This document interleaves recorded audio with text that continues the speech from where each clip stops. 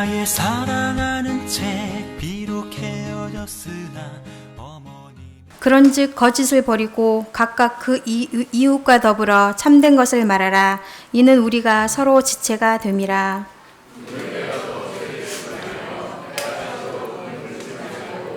마귀에게 틈을 주지 말라.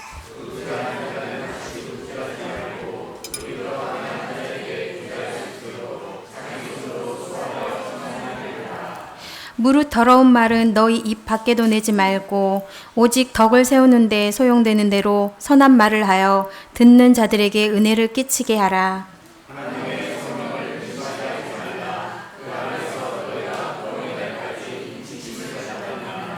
너희는 모든 악독과 노함과 분냄과 떠드는 것과 비방하는 것을 모든 악의와 함께 버리고 서로 친절하게 하며 불쌍히 여기며 서로 용서하기를 하나님이 그리스도 안에서 너희를 용서하심과 같이 하라. 네. 그 결혼 전 여자들이 자주 하는 거짓말 가운데 하나가 나는 화장 별로 안 했다. 뭐 그런 거라고 합니다. 예, 사실은 뭐 바를 거 다 바르고 할 거 다 해놓고서는 화장 조금밖에 안 했는데도 이 정도 예쁘다라는 것이죠. 워낙에 원판이 좋아서 별로 화장 살짝만 했지만 이렇게 예쁘다. 그렇게 하는 것이 여자들이 결혼 전에 흔히 하는 거짓말이라고 합니다. 그러니까 우리 결혼하지 않은 남자 청년들은 꼭 명심해야 됩니다. 예, 속지 말자 화장빨. 예, 꼭 기억해야 됩니다. 여자들은 그렇고 결혼 전에 남자들이 주로 하는 거짓말은 뭐가 있습니까? 가장 대표적인 것이 당신 없인 못 살아 라고 하는 거짓말이라고 합니다. 결혼 전에는 당신 없이 못 살아 그랬는데 결혼 후에는 당신 때문에 못 살아 뭐 이렇게 바뀐다라고 하죠. 예. 예. 그때는 분명히 거짓말은 아니었을 것입니다. 그러나 결혼 후에는 바뀌고 마는 것이죠. 결혼을 앞둔 아직 미혼인 남녀는 결혼을 사랑의 완성이라고 흔히 착각합니다. 결혼만 하면 다 이룬 줄 알지만 그렇지 않습니다. 네. 결혼은 사랑의 완성이 아니라 사랑의 시작입니다. 이 사실을 알고서 우리는 결혼하고 나서 더욱더 이 사랑의 완성을 위해 노력해야 하는 것입니다. 그래야만 결혼 전에 했던 당신 없인 못 살아 라고 하는 말이 당신 때문에 못 살아 라는 말로 바뀌지 않는다라고 하는 것이죠. 예. 물론 말은 쉽지만 실제로는 굉장히 어렵죠. 지난주에 제가 그 위임식 가운데 모든 공로는 우리 집사람 때문이다 뭐 그렇게 얘기했더니 저희 친구들이 와서 제가 그렇게 하는 말 그런 얘기하는 소리 처음 들었다고 그랬더니 우리 집사람이 뭐라고 하냐면은 설교 시간에 우리 장 목사가 하여튼 자기 이미지 세탁 엄청 한다고 굉장히 가정적이고 아내를 위해주는 애처가인 척. 예. 사실 그렇습니다. 말은 굉장히 잘하는 것처럼 얘기하지만은 쉬운 일은 아니죠. 그러나 우리가 결혼을 통해서 서로 결혼 이전보다 더욱더 사랑을 위해서 노력해야 합니다. 예, 참된 사랑의 시작인 것이죠.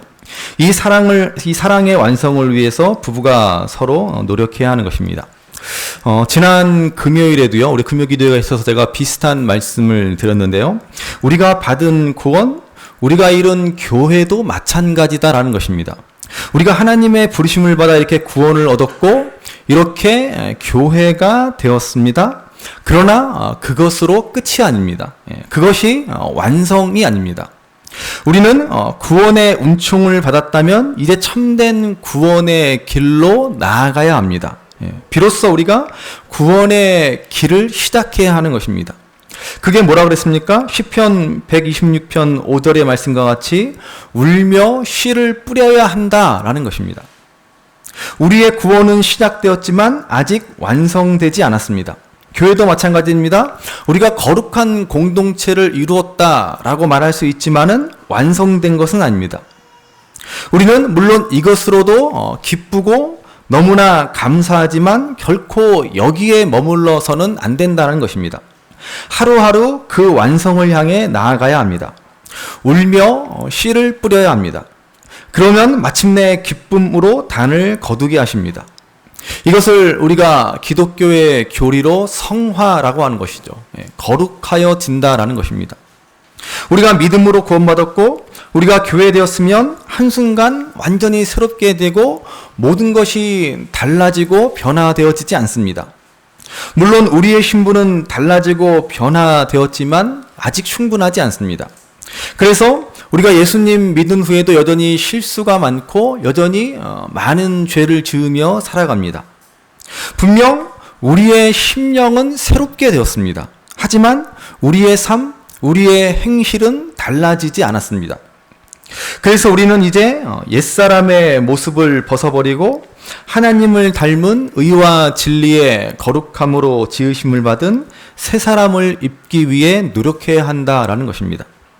그래서 우리가 오늘까지 모두 5번째 시간으로 계속해서 새 사람을 입기 위해서는 어떻게 해야 되는가라고 하는 것을 에베소서의 말씀을 통해서 보고 있습니다.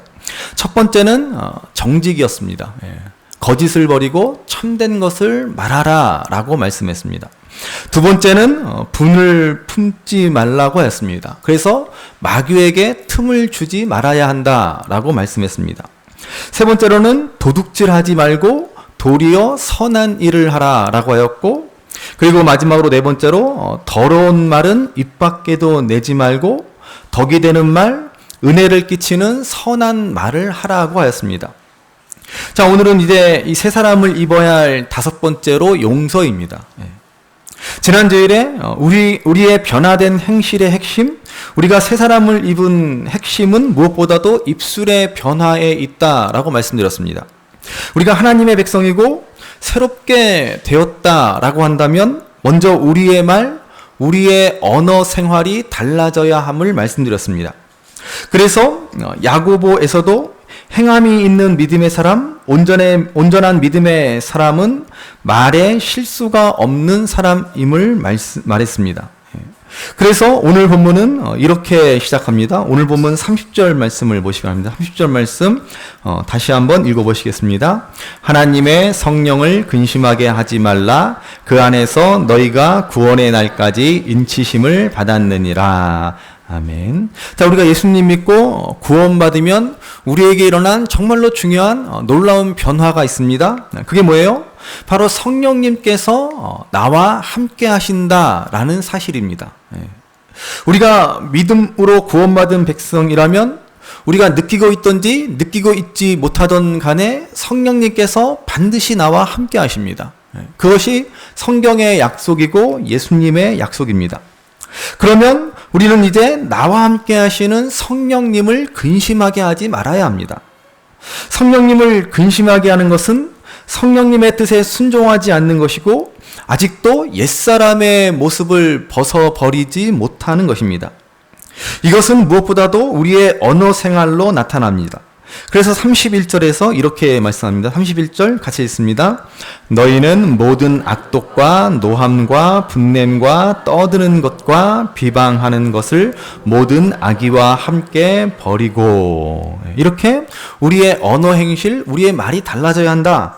이것은 다음에 5장까지도 이어지고 있습니다. 5장 3절 4절 말씀을 한번 보시기 바랍니다. 5장 3절 4절 같이 읽습니다.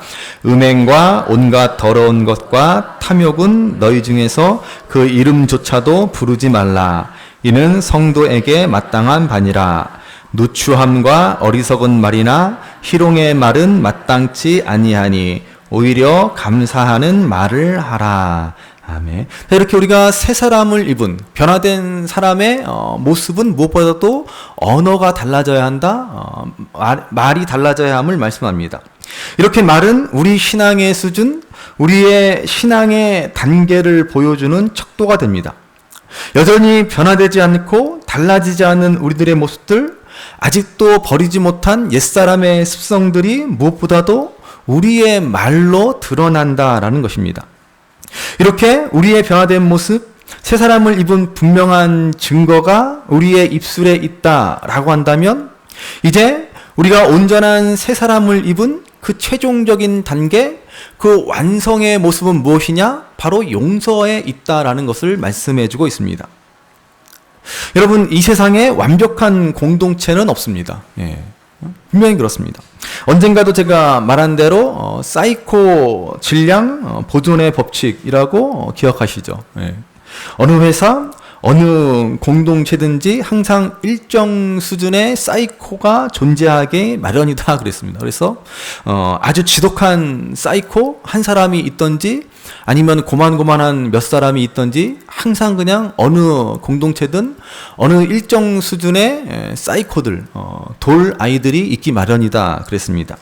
그래서 만약에 다 괜찮은 사람 같으면 뭐라 그랬어요? 내가 사이코다 그랬죠. 하여튼 어느 항상 사이코는 있기 마련입니다. 교회도 마찬가지입니다. 연약한 인간이 모인 공동체이기 때문에 교회라고 예외일 수 없습니다. 그래서 유명한 스펄전 목사님의 일화가 있지 않습니까? 한 청년이 어느 날 스펄전 목사님을 찾아와서 좀 완벽한 교회가 어디 있냐, 좀 좋은 교회 좀 소개시켜달라라고 부탁합니다. 그러자 스펄전 목사님이 뭐라 그래요? 자네가 찾는 그런 완벽한 교회는 이 세상 어디에도 없다네. 그러면서 뭐라 그래요? 혹시라도 만약에 그런 교회를 찾는다면 절대로 그 교회에 출석하지 말라라고 말합니다. 왜냐하면은 자네 때문에 그 교회의 완벽함이 깨어지기 때문이다. 이렇게 말했다는 것입니다. 그러니까 여러분, 완벽한 교회는 없습니다. 우리 교회에 문제가 있다라고 해서 다른 교회로 옮겨봐야 별 소용 없습니다. 그러면 어떻게 해야 합니까? 그냥 뭐 교회가 뭐 다 그렇고 그런 거지 하면서 대충 교회 다니면 되겠습니까? 아니, 그렇지 않습니다. 완벽한 교회는 없고 문제투성이지만 중요한 거는 문제와 상처가 있고 연약함이 있지만 그 속에 치유와 회복이 일어나는 교회이어야 한다라는 말입니다. 여러분, 건강한 사람은 병에 안 걸리는 사람이 아닙니다. 이 세상에 병에 안 걸리는 사람은 없습니다. 그런데 건강한 사람은 어때요? 병에 걸릴지라도, 병균이 침입해 들어올지라도 몸 안의 세포들이 서로 유기적인 연합으로 그 병균을 이기고 그 병을 물리친다라는 것입니다. 그러므로 여러분, 좋은 교회는 어떤 교회입니까? 다 내 마음에 드는 교회가 좋은 교회입니까? 아니요. 이 세상에, 이 지구상에 한 번도 그런 교회는 존재한 적이 없습니다. 그러면 어떻게 해야 돼요? 내가 그런 교회를 만들어가기 위해 노력해야 하는 것이죠. 다 내 마음에 든다고 좋은 교회에 있었습니다. 제가 지난 그 주일 그 위임식 때도 뭐 그런 얘기를 했지만은, 제가 우리 교회 성도들 참 좋은 성도들이다, 참 자랑하고 싶은 분들이다라고 그렇게 말씀드렸습니다. 그래서 문득 생각했어요. 그러면 뭐가 문제지? 생각해보니까는 그러면 내가 문제인가? 그러네요. 사이코 총량의 법칙에 의거해서 다 좋으면 내가 문제구나. 그래서 나만 잘하면 되겠구나. 또 뭐 그런 생각을 해보았습니다. 아무튼 여러분, 좋은 교회, 건강한 교회는 어떤 교회일까요? 문제 없는 교회가 아닙니다. 문제가 있고 상처가 있지만 그 안에 치유와 회복이 있는 교회, 그런 교회가 건강한 교회, 좋은 교회입니다. 여러분, 그러므로 좋은 교회는 바로 용서가 넉넉히 실천되어지는 교회입니다. 이러한 일이 없으면 좋겠지만은, 연약한 인간이기 때문에 우리가 함께 모여 교회를 이루었지만 서로 상처를 주고 상처를 받을 수밖에 없습니다. 때로는 인간관계로 낙심하고 실망합니다. 여러분, 사실 교회 생활하는데 제일 힘든 게 무엇입니까? 사실 인간관계이지 않습니까? 그래서 내가 뭐 이렇게 사람 관계를 힘들어하면서 이렇게 교회를 다니나, 그러면서 그런 마음으로 교회 안 다니고 혼자 집에서 예배드리고, 또 큰 교회 찾아가서 그냥 조용히 혼자 교회 다니고 싶어 합니다. 그렇게 있는 듯 없는 듯 사람들하고 엮이지 않고 신앙생활 하는 게 좋다라고 생각합니다. 여러분, 그러나 그것은 절대로 올바른 신앙생활이 아니다라는 사실을 명심하셔야 됩니다. 신앙생활이라고 하는 것은 결국 사람과 바른 관계를 맺어가는 것입니다. 하나님과의 화목을 이루었으니 이제 성도와 이웃과의 화목을 이루어야 합니다. 그리고 그 화목을 가장 먼저 이루고 맛보고 경험하는 것이 교회여야 합니다. 그러면 저절로 그 화목이 이루어지겠습니까?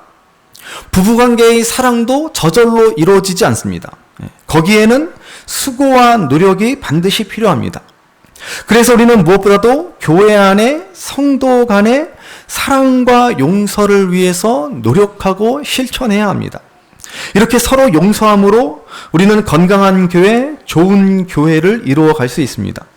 그리고 온전한 구원의 완성을 이루어가는 것입니다. 여러분, 그러므로 꼭 명심하시기 바랍니다. 용서하지 않으면, 용서하지 못하면, 용서하기 싫으면 신앙생활 제대로 할 수 없습니다. 그냥 다른 사람 신경 안 쓰고 이 꼴 저 꼴 보기 싫으니 나 혼자 그냥 예배드리고 교회 다녀야겠다? 예. 여러분, 그래봐야 그거 신앙생활 제대로 하는 것 아닙니다. 아무리 집중해서 예배 잘 드린다고 진짜 거기에 신앙의 능력이 있는 것 아닙니다. 우리 교회처럼 애들 시끄럽게 뛰어다녀도 솔직히 예배 드리는데 방해되는 건 사실이죠. 그렇지만은 넉넉한 마음으로 받아주고 이해하고 그 애들을 어떻게 하겠습니까? 야단친다고 되겠습니까? 우리 이진주 집사님이 서진이한테 얼마나 무섭게 하는데요. 서진이한테 물어보니까 엄마가 제일 무섭다 그러더라고요. 얼마나 혼나겠습니까, 집에 가서. 그래봐야 소용없어요. 안 됩니다. 우리가 자녀들 키워봐서 잘 아시잖아요. 그러니 이해해주면서 용서할 것도 없지만 예배가 조금 산만해지는 건 사실이지만 그 속에 이해가 있고 배려가 있고 서로 사랑하고 서로 용서하는 것이 진짜 신앙생활입니다. 애들 꿀먹은 벙어리처럼 그냥 막 해서 그냥 찍소리 못하게 그냥 무섭게 만들어 놓고 그렇게 해서 예배 100번 1000번 잘 들어봐야 그거 아무 소용 없습니다. 정말로 우리 안에 서로에 대한 이해, 배려, 사랑, 용서 가운데 드리는 예배 조금 시끄럽고 산만하고 목사님의 이 좋은 말씀을 잘 못 들어도 그래도 그렇게 우리가 화평과 화목 가운데 이루어진 예배, 그게 진짜 예배입니다. 그래서 오늘 말씀은 우리에게 교훈해 줍니다. 그러면 우리가 어떻게 도대체 이 용서를 실천할 수 있을 것인가 라고 하는 것을 단계적으로 설명해 주고 있습니다. 자, 우리가 어떻게 용서를 실천할 수 있습니까? 첫 번째로 서로 친절하게 하라라고 말씀합니다. 우리가 먼저 명심해야 할 것은요, 아무리 용서하기 어려운 사람이 있다고 해도 그래도 먼저 우선적으로 1차적으로 그를 친절히 대해 주어야 한다라고 말씀합니다. 이 본문에 나오는 이 친절이라는 헬라어 단어는요, 크레스토스입니다. 크레스토스. 이 단어와 매우 유사한 크리스토스라는 헬라어가 있습니다. 이 크리스토스라는 말은 우리가 잘 아는 그리스도라는 말입니다. 그리스도, 크리스토스. 그리고 친절은 크레스토스입니다. 친절은 크레스토스, 그리스도는 크리스토스.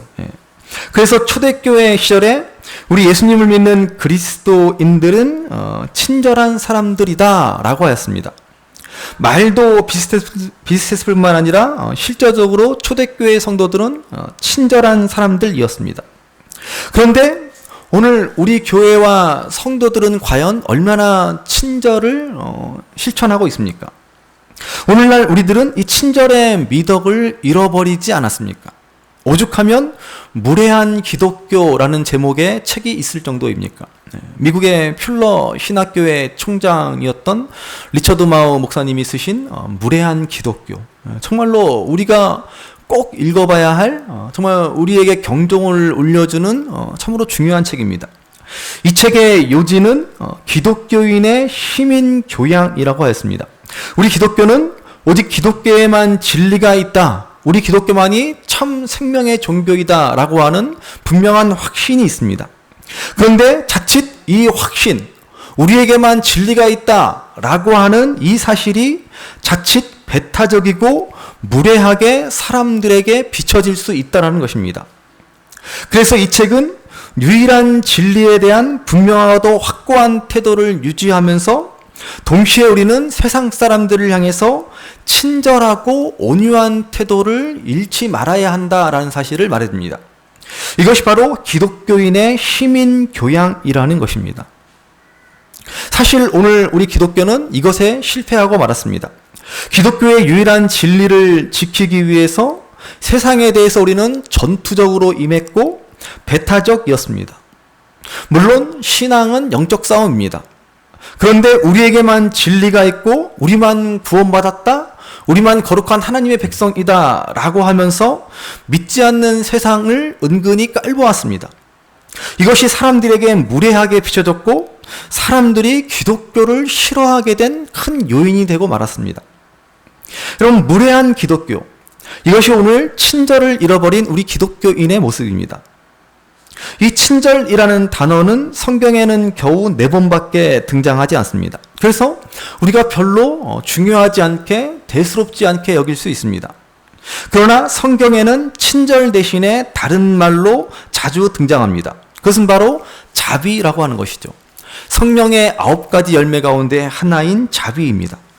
우리가 하나님의 구원받은 백성으로서 성령의 인도하심을 따라 살아간다면 우리는 반드시 자비로운 삶, 자비의 열매가 맺혀지는 삶을 살아야 합니다. 우리는 서로 친절해야 합니다. 친절이란 단순히 상냥하게 대한다라고 이루어지는 것이 아닙니다. 친절이란 상대방이 나에게 행한 것, 상대방이 나에게 준 상처와 모욕과 험담에도 불구하고 그를 좋게 대우해 주는 것이 친절입니다. 이 친절이 중요한 것은 무엇보다도 용서의 시작이기 때문에 그렇습니다. 여러분, 친절하지 않으면 절대로 용서할 수 없습니다. 오늘날 교회가 친절을 잃어버렸기 때문에 용서의 능력도 잃어버리고 만 것입니다. 그러므로 오늘 우리는 서로 친절해야 합니다. 그가 나를 어떻게 대했던 간에 우리는 그를 좋게 대우해 주어야 합니다. 이것이 바로 진정한 용서의 시작이 되는 것입니다. 두 번째로, 우리가 용서를 실천하려고 한다면 서로 불쌍히 여기라고 말씀했습니다. 자, 우리가 성경 말씀을 따라 살아가니까 우리 성경 말씀을 그대로 실천해 봅시다. 우리 옆에 분들 바라보면서 서로 불쌍히 여겨 봅시다. 옆에 분들과 참 안 되셨네요. 예, 참 안 되셨습니다. 우리 서로 불쌍히 여겨. 참 안 되셨습니다. 예. 자, 불쌍히 여기라라고 하는 말은 단순히 동정하라라는 뜻은 아닙니다. 친절이 외적 태도라고 한다면 불쌍히 여기다라고 하는 것은 마음의 태도입니다. 정확하게 번역하면 이해하는 마음을 가지라는 것입니다. 우리가 누군가를 용서하려면요, 여러분, 이해하는 마음을 가져야 합니다. 우리가 아무리 용서했다라고 하고 괜찮다라고 말을 해도 그 사람을 진정으로 이해해 주려는 마음이 없다면 그것은 진정한 의미의 용서라고 말할 수 없습니다. 단순히 그냥 덮어두고 마는 것이죠. 예, 언젠간 나중에 다시 또 그 일을 끄집어내고 말 것입니다. 그래서 프랑스의 격언을 보면 모든 것을 이해한다는 것은 모든 것을 용서한다는 말이다라는 말이 있습니다. 예. 참된 용서라고 하는 것은 이해를 바탕으로 해야 합니다. 이해해야, 그 사람을 이해해야 그를 용서할 수 있습니다. 그래서 우리는 늘 상대방의 입장, 그 사람의 자리에 서 보고자 노력해야 합니다. 그의 환경, 그의 상황에 대해서 생각해 보아야 합니다. 왜 저 사람이 저렇게 말을 했을까? 이해할 수 없는 말, 나를 아프게 하고 상처 주는 말을 했을 때 과연 왜 저렇게 저런 말을 하였을까? 그의 환경, 그의 상황, 그의 어린 시절, 그 성장 과정, 그가 받은 아픔과 고난, 상처까지도 알아야 합니다. 그러면 분하고 억울하지만 그가 나에게 얼마나 분하고 억울하면 제가 목이 맵니다. 그가 나에게 왜 그렇게 말했을까라고 하는 이유를 조금은 이해할 수 있을 것입니다. 그래서 교회에서 강조하는 것 중에 하나가 바로 코이노니아 친교입니다. 단지 즐겁게 웃고 떠들고 놀자고 하는 것이 아닙니다. 우리가 친교를 통해서 서로에 대해서 알아야 합니다. 간혹 친교를 별로 중요하게 여기지 않는 분들이 있습니다. 그냥 예배드리고 그냥. 그러나 여러분, 친교는 너무나 중요합니다. 우리가 온전한 신앙생활, 성도를 진짜 이해하고 용서하고 사랑할 수 있는 바탕이 친교입니다. 그를 알아야, 그를 이해하고 그를 이해해야 용서할 수 있게 되는 것입니다. 2차 세계대전 당시 독일의 히틀러의 참모였던 아이히만의 재판에 대한 이야기는 너무나 유명합니다.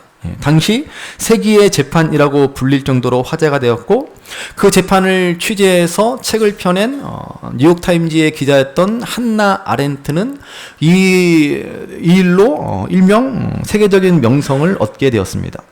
이 한나 아렌트는 유대인입니다. 그녀는 유대인으로서 히틀러의 유대인 학살에 누구보다도 앞장섰던 아이히만에 대한 증오의 감정을 가지고 이 사건을 취재했습니다.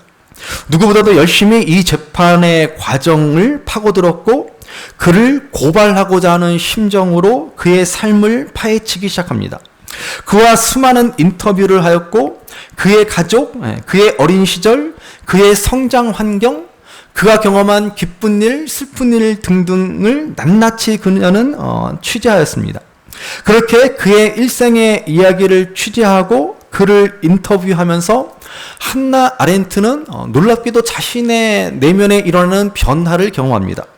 어느새 아이히만을 동정하고 아이히만을 이해하기 시작한 자신을 발견한 것입니다. 여러분, 이해는 용서의 열쇠입니다. 우리가 용서할 수 없는 누군가가 있다면 그를 이해할 수 있게 해달라고 우리는 간절히 기도해야 합니다. 그리고 그의 삶에 조금이라도 관심을 가져야 합니다. 과연 그는 어떤 사람일까?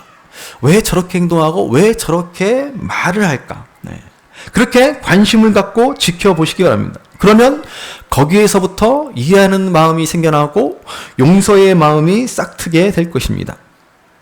우리가 용서를 실천하는 마지막 방법은 마지막으로 우리 예수님이 보여주신 모범을 따르는 것입니다. 도저히 용서할 수 없을 것 같은, 정말 용서가 제일 힘들 때 가장 좋은 방법은 사실은 주님이 나를 어떻게 용서하셨는가 하는 것을 묵상하는 일입니다. 그것이 바로 오늘 본문이 제시하는 방법입니다. 그래서 본문 32절에 말씀하시기를 서로 용서하기를 하나님이 그리스도 안에서 너희를 용서하심과 같이 하라, 이렇게 말씀하지 않습니까? 여러분, 정말 용서하기 어렵다라고 느낄 때 하나님이 나를 용서하였음을 생각하셔야 됩니다. 나를 용서하시고자 내 죄를 대신해 죽으신 우리 예수님의 십자가를 생각해야 합니다. 여러분, 제가 자주 강조하는 말 가운데 하나지만은 우리 신앙생활의 궁극적인 목적은 절대로 천국 가는 게 아닙니다. 천국은 이미 허락되었습니다. 구원은 이미 이루어졌습니다. 우리는 이미 사망에서 생명으로 옮겨졌습니다. 오늘 당장 우리가 죽을지라도 우리는 천국에 갈 것입니다. 할렐루야. 7사람은 안 믿는구나. 오늘 당장 죽어도 우리는 천국에 갈 것입니다. 더 안 믿네.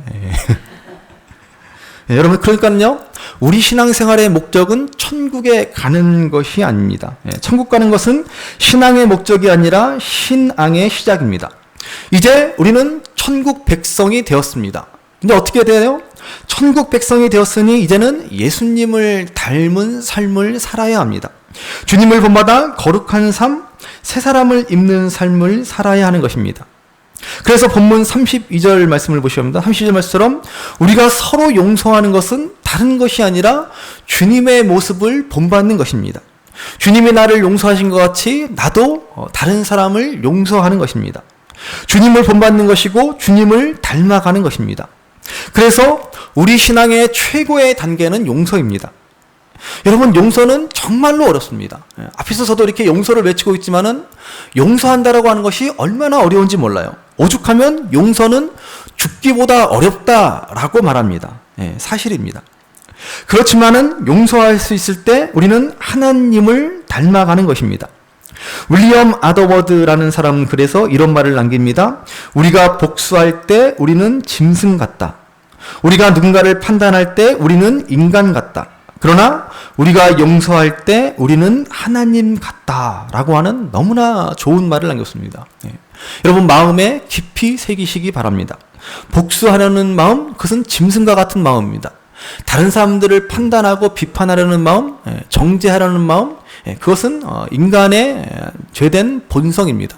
그러나 용서하고자 하는 마음, 그것은 우리의 본성을 뛰어넘는 진정 하나님을 닮은 마음입니다. 하나님은 우리의 허물과 죄를 다 아시면서도 하나님은 예수님을 보내시어 그분을 십자가에 달려 죽이시기까지 우리 죄를 용서해 주시지 않았습니까? 그리고 우리 예수님은 십자가에 달려 돌아가시면서까지 자신을 십자가에 못 박은 사람들, 자신을 향해 조롱하며 비난하는 사람들을 향해서 아버지여 저들의 죄를 사하여 주옵소서라고 기도하시지 않았습니까? 우리 인간을 향한 하나님의 가장 위대한 역사는 바로 이 사죄의 은총, 이 용서의 은총 가운데 있습니다. 그러면 이제 우리는 이 은총을 받은 자들로서 마땅히 이제 우리도 울며 씨를 뿌리며 어렵고 힘들어도 우리는 용서해야 합니다. 정말로 죽기보다 어려운 것이 용서입니다. 아니, 정말 내가 죽어야 우리는 용서할 수 있습니다. 그러므로 오늘 말씀을 다시 기억하셔서 그가 어떤 사람이든 간에 그가 내게 준 어떤 상처와 고통에도 불구하고 우선은 먼저 친절하게 그를 대해주고 그리고 그의 입장에서 그를 이해하고자 노력하시고 마침내 주님을 닮고 주님을 본받는 용서를 실천하시는 저와 여러분들이 되셔서 이제 온전한 새 사람을 입으시고 주의 몸된 교회를 온전히 이루어 나아가는 저와 여러분 되시기를 주님의 이름으로 간절히 바랍니다. 귀하다 우리 어머님이 들려주시던 재미있게 듣던 말이 책 중에 있으니 이 성경심이 사랑합니다.